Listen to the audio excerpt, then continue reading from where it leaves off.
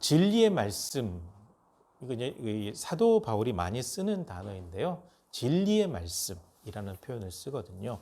이 진리의 말씀은 즉 하나님의 말씀, 이거 동시에 본문에 의하면 구원의 복음입니다. 그러니까 변하게 되면 진리라고 말하기 어렵습니다. 많은 사람들이 진리라고 얘기하고 있고 세상에서 진리라고 주장하는 것들이 굉장히 많은데 시간이 지나고 나면 그것이 진리가 아닌 걸로 판명되는 경우가 참 많이 있습니다. 그건 완전한 진리가 아니죠.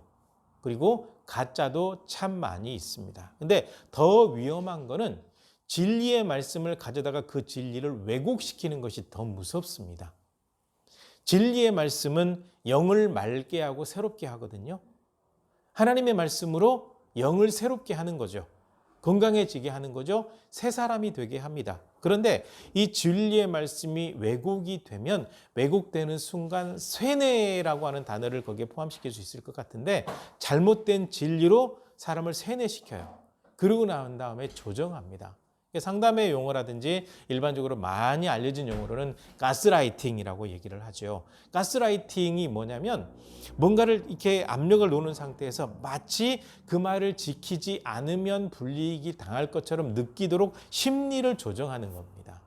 심리를 조정하는 것이 특히 하나님의 말씀, 이 진리를 왜곡한 무리들에게서 굉장히 많이 나타나고 있고요. 또 이 진리를 바르게 전하지 못하는 교회 안에서도 이런 일이 많이 발생하고 있습니다.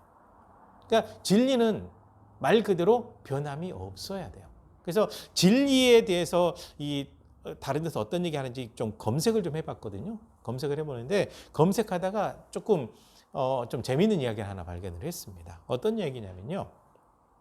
어떤 사람들이 이제 일을 하다가 함께 모여서 식사를 해요. 식사를 하는데 거기에는 교회 다니는 사람도 있고 캐톨릭 신자도 있고 교회 안 다니는 사람도 같이 있었나 봅니다. 이렇게 식사를 하는데 교회 다니는 사람은 나름대로 자기 이제 그 하나님 앞에 감사하는 기도를 드리고 식사를 하고 또 뭐 다른 사람들은 뭐 신앙이 없으니까 그냥 식사를 하고 그 중에 이제 유독 눈에 띈 한 사람이 있었는데 캐톨릭 신자입니다. 캐톨릭 신자가 다른 사람들에게 들리도록 성모 마리아의 이름으로 기도를 하는 거예요. 그렇게 기도를 하고 이제 식사를 하니까 교회 다니는 사람이 한번 물어봤습니다. 지금 성모 마리아의 이름으로 기도했는데 왜 그렇게 기도하셨습니까? 했더니 뭐라고 얘기하는 거냐면 대통령을 만나려면 국무장관이나 비서실장이나 이런 사람, 가까운 사람을 통해서 만나야 되듯이 성모 마리아가 주님과 가깝기 때문에 성모 마리아 통해서 이렇게 기도를 하고 있습니다. 이렇게 얘기하니까 주변에 있는 사람들이 끄덕끄덕 하는데 신앙인 한 사람이 딱 이 말을 했습니다. 그러면 대통령의 아들도 대통령 만날 때 주변 사람에게 부탁해서 만나야 되는 겁니까? 진리가 왜곡된 거죠. 그러니까 우리는 성모 마리아는 예수님 육신의 어머니일 뿐이기 때문에 성모라는 단어도 잘못됐어요. 성모라는 이 단어 자체가 하나님의 어머니라는 뜻이거든요. 그러니까 잘못된 거죠. 그러니까 진리가 왜곡된 겁니다. 우리는 하나님의 자녀이기 때문에 누군가를 통해서 기도할 필요가 없어요. 예수님의 이름으로 바로 기도하면 돼요. 그러니까 진리가 왜곡된 경우가 참 많이 있는데 우리가 흔히 조금 거부감 들지 않도록 이 진리가 왜곡된 경우가 많이 있기 때문에 참 조심해야 됩니다.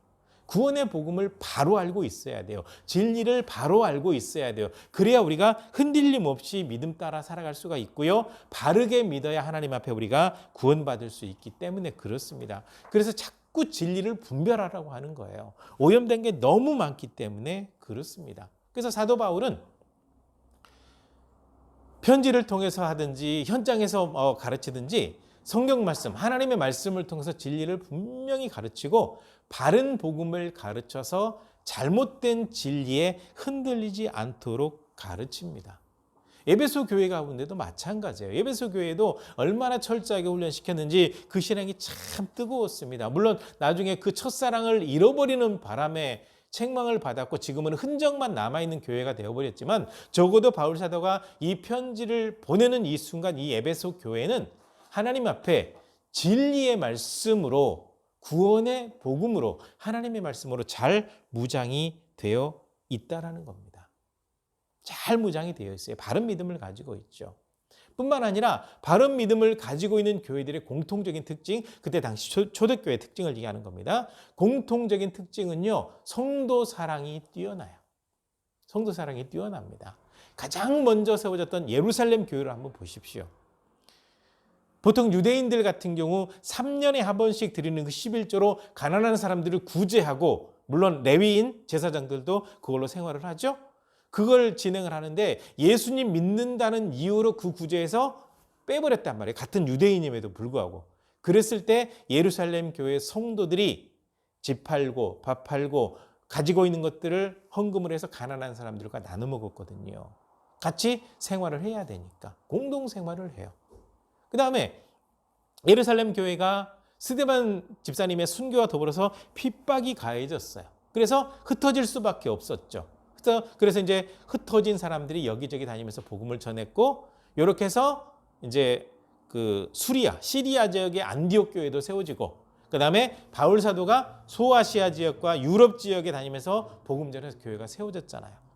이렇게 교회가 세워졌을 때 예루살렘 교회가 정말 어렵답니다. 예루살렘에 있는 교회 성도들이 많지는 않지만 굉장히 어렵다고 합니다. 라고 하니까 이방인 교회들이 구제 헌금을 해서 예루살렘 교회를 도왔단 말이에요.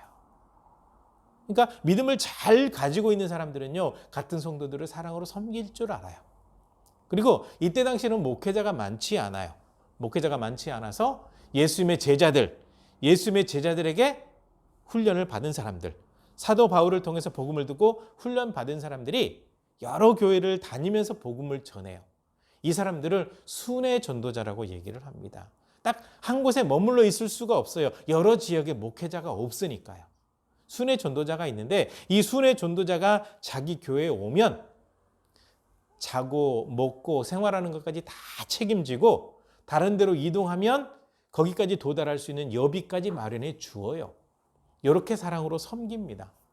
이렇게 섬겨서 하나님 앞에 믿음을 잘 지켜나갈 뿐만 아니라 성도 사랑과 섬김, 그리고 하나님의 일꾼을 섬기는 일까지 건강하게 지켜왔다라는 거죠. 그래서 바울 사도가 에베소에게 편지를 딱 쓸 때 여러분의 믿음에 관한 소문을 듣고 하나님 앞에 감사하지 않을 수 없었고, 여러분들이 성도를 사랑하고 섬기는 그 모습에 대해서 전해 듣고 내가 하나님 앞에 정말 기뻐서 여러분을 위해서 간절한 마음으로 기도할 수밖에 없었습니다라고 고백하고 있거든요. 이 정도로 바르게 세워져 있었다라는 거죠. 그 모습이었다라는 겁니다. 그래서 바울 사도가 이 편지를 보내면서 여러분들은 지금 신앙생활을 잘 하고 있으니까 그 믿음 잘 지켜나가시기를 바랍니다.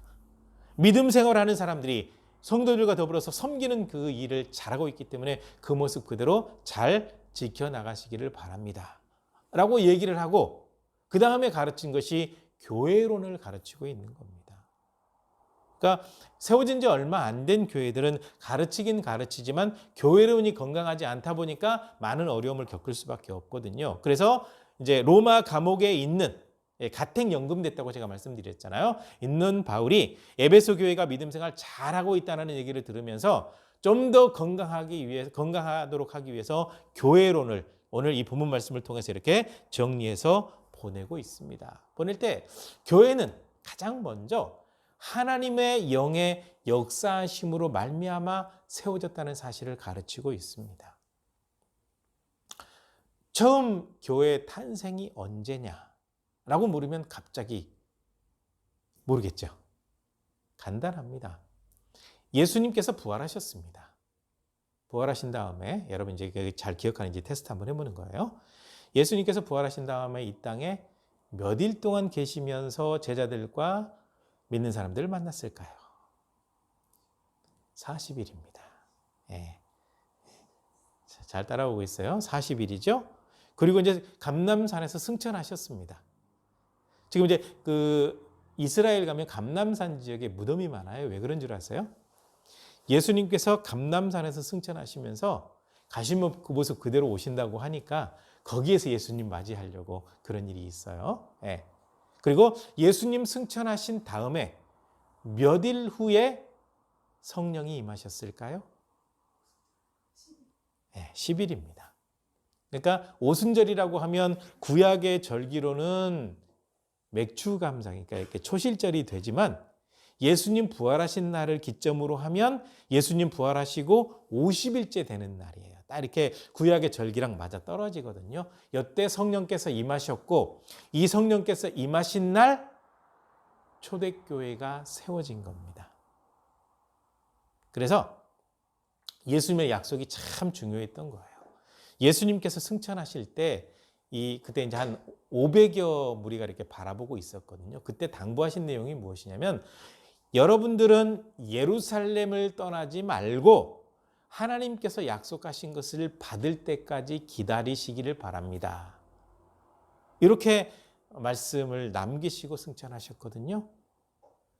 그래서 그 500여 무리가 다 모였더라면 참 좋을 텐데 그중에 120명 정도 되는 사람이 마가의 다락방, 이게 다락방이 아니라고 말씀드렸죠. 할아버지들이 2층 집 개념이 없는 조선시대 때 번역을 해가지고 다락방 하는데 그렇지 않아요. 2층 집입니다. 2층 방입니다. 2층 방에 모여서 오순절이 될 때까지 함께 기도하고 찬송하고 말씀을 나눌 때 오순절 날에 하나님께서 약속하신 성령이 임하셨는데 그 성령의 이름을 보혜사, 위로자, 돕는 자, 또 이렇게 조언하는 자라는 뜻을 가지고 있거든요. 그러니까 성령께서 임하시게 되면 말씀을 기억하게 하고 하나님의 뜻을 알게 하고 깨닫게 하고 마음을 감동시키고 또 영적으로 성장하게 하는 역사가 나타나거든요. 그러니까 성령께서 임하심으로 말미암아 영적으로 뜨거워졌고 그때 믿는 사람들이 모여서 믿음의 공동체를 이루게 되었는데 이 믿음의 공동체를 바로 교회다라고 분명하게 말씀을 하고 있습니다. 그래서 교회는 성령께서 임하실 때 세워지게 된 거예요. 그러니까 교회가 하나님의 영의 이끌림을 받아야 되는 거예요. 이거 굉장히 중요합니다. 그만큼 교회가 깨어 있어야 되는 거죠. 목회자가 영적으로 깨어 있어야 되고 말씀으로 무장해야 되고 성도들도 그래야 되고 영적인 분별력을 가지고 있어야 되고 그렇게 해서 하나님의 뜻이 무엇인지를 잘 분별하는 것을 해나갈 수 있도록 준비가 돼야 돼요. 영적으로 준비가 돼야 돼요. 그래서 영적인 교회냐 세속적인 교회냐 이런 평가를 내리죠. 선교학적인 관점, 교회론적인 관점, 여러 가지 신학적인 관점에서 계속 그것을 분석해 나가는 겁니다. 어떤 교회가 영적인 교회고 어떤 교회가 세속적인 교회냐, 어떤 교회가 하나님 중심이고 어떤 교회가 인간 중심이냐라고 할 때 하나님 중심의 교회들이 점점점 줄어들고 있다라고 하는 안타까운 현실입니다. 그래서 하나님의 영이 임하심으로 말미암아 교회가 세워졌다는 이 사실을 분명히 기억하고요. 하나님의 영, 성령을 간절히 사모해야 됩니다. 그리고 바울이 가르친 두 번째 내용은 무엇이냐면요. 교회는 하나님께서 책임지신다라는 거죠. 자꾸 사람이 책임지려고 해요. 사람의 욕심 따라 뭘 하려고 해요.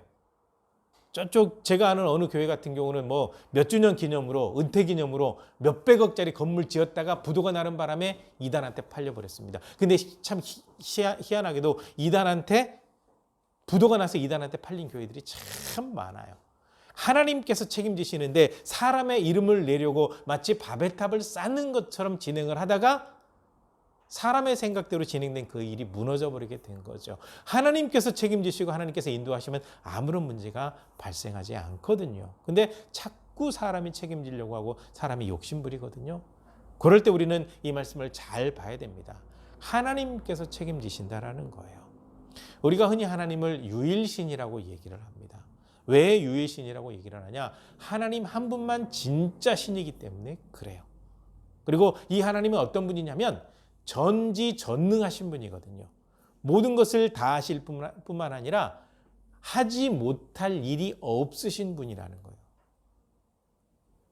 전지전능하시다라고 하나님 앞에 고백하면서도 온전히 맡겨버리지 못하니까 사람의 생각대로 자꾸 진행을 하려고 해요. 그렇게 될 때 교회는 문제가 발생할 수밖에 없습니다. 분명한 것은 큰 교회가 됐든 작은 교회가 됐든 큰 교회가 되면 하나님의 사랑을 많이 받고 작은 교회면 하나님의 사랑을 덜 받고 이거는 세속적인 기준입니다. 사람을 많이 모아놔서 성공이 아니라 하나님 앞에 남아있는 사람을 얼마나 많이 세우느냐, 하나님 앞에 남아있는 사람이 얼마나 되느냐가 훨씬 더 중요하거든요. 그래서 하나님께서는 무엇을 보시냐면 중심을 보신다라는 거예요. 그리고 크든 작든 하나님 앞에 영적으로 깨어있고 맡기고 하나님 뜻대로 움직이는 교회를 하나님께서 책임지신다라는 겁니다. 그러니까 중요한 게 참된 믿음이에요. 믿음. 하나님 앞에 믿음. 이걸 가지고 있으면 하나님께서 모든 것을 다 책임지시거든요. 근데 여기서 좀 확장된 의미가 있습니다. 이 교회라는 단어가 믿음의 공동체로만 생각을 해버리게 되면 교회 안에만 복을 주시는 거라고 생각을 하겠죠? 근데 그렇지 않습니다. 성경 전체적인 흐름을 보게 되면 한 사람 한 사람이 다 교회라는 거죠. 왜냐하면 모든 사람의 마음이 하나님의 영, 하나님께서 거하시는 성전이기 때문에 모든 사람들이 교회인 겁니다. 그리고 하나님의 성전인 교회, 이렇게 하나님 앞에 고백하고 있는 사람들이 모여들 때 믿음의 공동체 또 교회가 되는 거예요. 그래서 교회라는 의미는 그냥 믿음의 공동체 모인 사람들, 믿은 사람들의 모임만 생각하지 마시고요. 한 사람 한 사람이요. 한 사람 한 사람. 그렇기 때문에 한 사람 한 사람의 인생 하나님께서 책임지신다라는 거죠. 그리고 믿음의 공동체가 모이는 그 교회도 하나님께서 책임지신다라는 겁니다. 이걸 분명히 하라는 거예요. 왜냐하면 바울 사도가 그저 아무것도 없이 하나님 부르심대로 순종했는데 모든 사역을 할 때 다 책임져 주셨거든요. 교회가 세워지고 일꾼이 세워지고 이렇게 세워진 교회가 또 헌금을 해가지고 연약하고 힘든 교회를 돕고 순회 전도자들을 돕고 교회 안에 가난하고 어려운 사람들을 돕고 사랑으로 섬기거든요. 이 모든 것이 진행되도록 하나님께서 다 인도하시더라는 것을 깨달았습니다. 그리고 몸소 체험했습니다. 그러니까 교회는 하나님께서 책임지십니다. 이렇게 딱 선언하고 있죠. 그리고 세 번째 내용은 무엇이냐? 같이 연결되어 있습니다. 교회는 건물이 아니고 믿는 사람들의 모임입니다.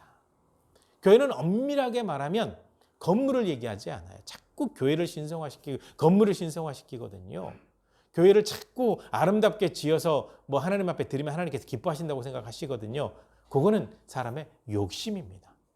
그것이 아니고 진짜 교회는 믿는 사람들의 모임이죠. 그래서 에클레시아라고 하는 이 단어 뜻 자체가 밖으로 불러낸 무리라는 겁니다.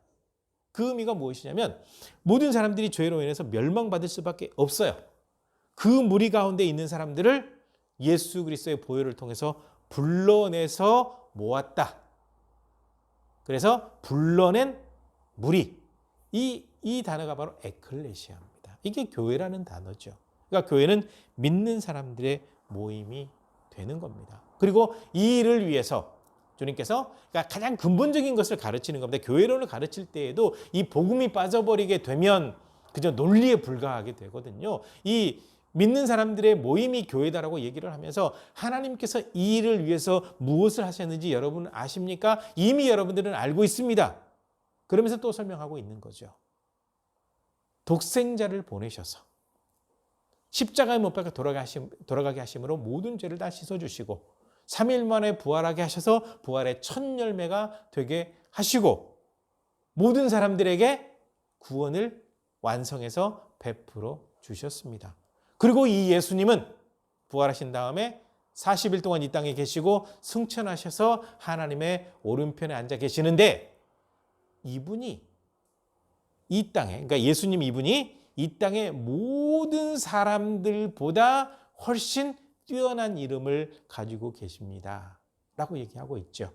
뛰어난 이름을 가지고 있다는 의미는 쉽게 말씀드리면 잘난 사람이나 못난 사람이나 부자나 가난한 사람이나 많이 배운 사람이나 못 배운 사람이나 나이 많은 사람이나 어린 사람이나 다 구별 없이 예수 그리스도의 이름을 기준으로 심판을 받는다라는 거죠. 예수 그리스도의 이름을 기준으로 구원을 받는다라는 겁니다. 그러니까 구원받느냐 심판받느냐의 기준이 예수님의 이름이라는 거죠. 믿느냐 믿지 않느냐. 그러니까 뛰어난 이름이죠. 예수 그리스도의 그 이름을 믿으면 구원, 믿지 않으면 심판. 딱 정해져 있거든요. 그래서 모든 이름 위에 뛰어난 이름. 이렇게 삼아 놓으시고 바로 이 예수님을 믿는 사람들의 모임이 바로 교회입니다. 라고 얘기를 해요. 그리고 네 번째로 하는 얘기가 무엇이냐면 그리고 이 교회는 주님의 몸입니다. 예수님께서 교회의 머리가 되시고 교회는 예수님의 몸이 되는 겁니다. 라는 거죠. 그러니까 엄밀히 말씀드리면 교회의 주인은 사람이 아니에요. 교회의 주인은 주님입니다. 교회는 운영할 때 사람의 생각대로 운영을 하는 것이 아니라 예수님께서 원하시는 뜻대로, 주님께서 원하시는 뜻대로 교회가 운영되어야 한다라는 거죠. 근데 자꾸 사람이 머리가 되려고 합니다. 자꾸 사람이 주인이 되려고 합니다. 이런 현상을 어디에서 많이 발견할 수 있냐면 교회를 개척하신 분들에게서 많이 발견이 돼요. 저쪽에 있는 미음 어느 교회도 그렇고 또 저쪽에 디귿 어느 교회도 그렇고 지방에 있는 어떤 희은 무슨 교회, 어떤 교회 이름을 언급만 해도 다 아실 수 있는 교회들인데요. 개척한 교회 목사들이 그 교회가 자기 거예요. 내가 일평생 헌신해서 이렇게 세우는 교회를 다른 사람에게 줄 수 있냐? 이게 주고받고 하는 겁니까? 주고받고 하는 게 아닌데 내가 피땀 흘려 일궜는데 본인이 혼자 헌신해서 교회가 세워진 겁니까? 성도들이 그만큼 헌신하고 기도하니까 같이 세워진 건데 자기가 세웠다고 생각을 하는 거예요. 그래서 남 줄 수는 없지 해서 세습하는 거예요. 남 줄 수는 없지 해서 다른 방법으로도 어떻게 쓰든지 자식들에게 물려주는 거예요. 또 어떤 경우는 내가 평생 세웠는데 은퇴해야 되니까 나한테 충분히 돈을 줘라. 어느 교회는 별로 크지도 않은데 빚내서 30억을 퇴직금을 줬다 그러는데 그거 주고 나서 교회가 흔들흔들해요. 작게는 몇 억, 많게는 몇십억 이런 일이 벌어지고 있죠. 내가 주인이다라고 하니까. 그 다음에 또 한 가지는요. 여기에 있습니다. 1대 목사님이 은퇴를 하시고 2대 목사님이 이제 따로 청빙해서 오게 되면 1대 목사님의 기에 눌렸던 어떤 정치색을 가진 장로들이 그때부터는 주인 노릇하기 시작해요. 목회자 위에 앉아 있어요. 그래서 목회자를 좌우지해요. 목회자를 조정해요. 목회자 조정해서 마음대로 하고 이전에 있었던 목사들 쫓아내고 이렇게 막 조정을 해요. 지들이 주인돼요. 그러다 보니까 어느 교회 같은 경우는 1년이 아니라 2년에 한 번씩 담임 목회자가 계속 바뀌고 교회가 싸우고 무너지는 교회가 생겨나죠. 이때는 장로들이 또 주인이 돼버린 거예요. 또 성도들이 주인 돼가지고 목회자를 막 쫓아내고 하는 교회들도 있어요. 이게 문제라는 겁니다. 주님이 교회 머리신데 자꾸 사람이 머리가 되려고 해요. 자꾸 내 거라고 생각해요. 내가 주인이라고 생각해요. 내가 계급을 얻었다고 생각을 해요. 얼마 전에 들은 이야기입니다. 개척한 목사님이 나가고 이제 은퇴하고 새로운 목사가 왔는데 어떤 과정을 통해서 청빙을 했는지 참 기도 많이 하고 청빙을 했겠죠. 그런데 분별력이 잘 없었는 건지 아니면 담임으로 청빙돼서 그 사람이 변한 건지는 잘 모르겠는데 예배 설교를 쭉 하는데 설교를 들으면 2주나 3주마다 똑같은 내용들이 계속 반복이 돼요. 연구를 안 해요. 예배 준비를 안 해요. 네. 그리고 어디를 그렇게 돌아다니는지 모르겠는데 매주 한 주예요. 한 주간 주립비만 10몇만 원, 20몇만 원, 몇십만 원이 나와요. 그리고 신방 좀 해달라고 얘기를 하게 되면 내가 왜 신방을 갑니까? 알아서 하는 거죠. 그리고 나중에 알고 봤더니 교회 헌금을 유용해가지고 몇 억을 또 써버렸어요. 결국 교회에서 쫓겨났죠. 주인이 노릇을 한 거예요. 마치 CEO처럼 교회를 마음대로 움직였던 그런 일이 있죠. 그 사례를 들었는데 참 마음이 아프더라고요. 그렇게 얘기하는 분이 남편분이 상처를 받아서 그렇게 교회 봉사 열심히 하고 물론 믿음이 없었는데 본인을 만나서 겨우 전도해가지고 믿음이 확 자라서 뜨겁게 했는데 상처받아서 지금 교회를 안 나간다고 참 마음 아파하시더라고요. 네, 그런 일이 있고 또 최근에 들은 이야기인데 어떤 장로가 전행을 휘둘려가지고 막 목회자 쫓아내고 뭐하고 하다가 이분이 은퇴했는데 사람들이 안 놀아줘요. 왕따가 돼버렸어요. 그런 일도 있죠. 그러니까 주님이 교회의 머리가 되시고 교회는 주님의 몸인데 그것을 망각하고 사람들이 주인 노릇을 하려고 하다가 무너진 교회들이 정말 많이 있더라는 겁니다. 이런 일들이 너무 많아서 이렇게 대화를 나누다 보면, 특히 상담을 하다 보면 이런 일들이 너무 많아서 참 말하기도 부끄러울 정도입니다. 이렇게 사람이 자꾸 주인되고 있는 이 상황 속에 있을 때 이 바울 사도는요, 철저하게 가르쳤습니다. 절대 교회는 사람이 주인 될 수 없습니다. 이미 주님께서 교회의 머리가 되시고 교회의 주인이시기 때문에 그렇습니다라는 거죠. 이거는 우리가 잘 새겨드려야 됩니다. 절대로 교회는 사람이 주인 되면 안 됩니다. 주님께서 주인이십니다. 사람이 주인 되는 순간 그때부터 교회는 무너지기 시작하고 그때부터 진짜 교회의 기능을 발휘할 수 없습니다. 왜냐하면 상처받아서 교회를 떠나는 사람들이 생기기 시작하거든요. 실제로 많은 교회들이요, 상처받은 교인들이 떠나는 바람에 교회가 참 어려운 상황이고 겨우겨우 견디면서 다녔던 사람들도 기회를 얻었어요. 코로나라고 하는 이 기회를 얻어가지고 그때 다 도망갔습니다. 그래서 어떤 교회는 이 성도가 한 70% 빠져버린 교회도 있고 적게는 20%, 30%. 물론 그중에는 믿음이 없는 사람들도 있는데 상당히 많은 수가 교회 불평불만을 가지고 있다가 이 가스라이팅 비슷해서 무서워서 떠나지 못하고 있다가 코로나를 틈타서 떠나버린 경우가 참 많이 있다는 거죠. 이건 정말 안타까운 겁니다. 교회가 정말 주님을 주인으로 모시지 못했고 사람이 주인 노릇을 했기 때문에 그런 일이 벌어졌다라는 겁니다. 그러니까 건강한 교회론이 우리 가운데 있어야 돼요. 교회는 절대로 사람이 주인이 되면 안 됩니다. 주님께서 원하시는 뜻대로, 주님께서 원하시는 뜻 가운데 하나는 한 영혼이라도 상처받으면 안 돼요. 한 영혼이라도 소외되면 안 돼요. 사람의 생각대로 움직이다 보면 상처를 주게 되어 있거든요. 특히 뭐 중직 선거를 한다든지 어떤 행사를 한다든지 뭘 진행을 할 때 꼭 사람들이 담합해가지고 몇몇 사람을 소외시키는 경우가 있거든요. 그건 진짜 교회의 모습이 아니고요. 사람 생각이 개입하다 보면 그런 문제가 발생할 수밖에 없습니다. 그러니까 적어도 우리는 건강한 교회론을 가지고 있었으면 좋겠습니다. 하나님의 영이 임하시는 가운데 세워졌습니다. 이 교회는 하나님께서 책임져 주십니다. 왜냐하면 주님을 믿는 사람들이 모인 공동체이기 때문에 그렇습니다. 그러므로 우리는요, 교회의 진짜 주인은 하나님이십니다. 하나님의 뜻대로 살겠습니다. 이렇게 할 때 나 자신이 건강한 교회가 되는 거고 그런 사람들이 모인 교회가 건강한 교회가 되는 겁니다. 이렇게 건강한 교회가 되어서 하나님의 영광만 드러낼 수 있는 아름다운 삶이 되시기를 주님의 이름으로 간절히 부탁을 드립니다. 기도하시겠습니다.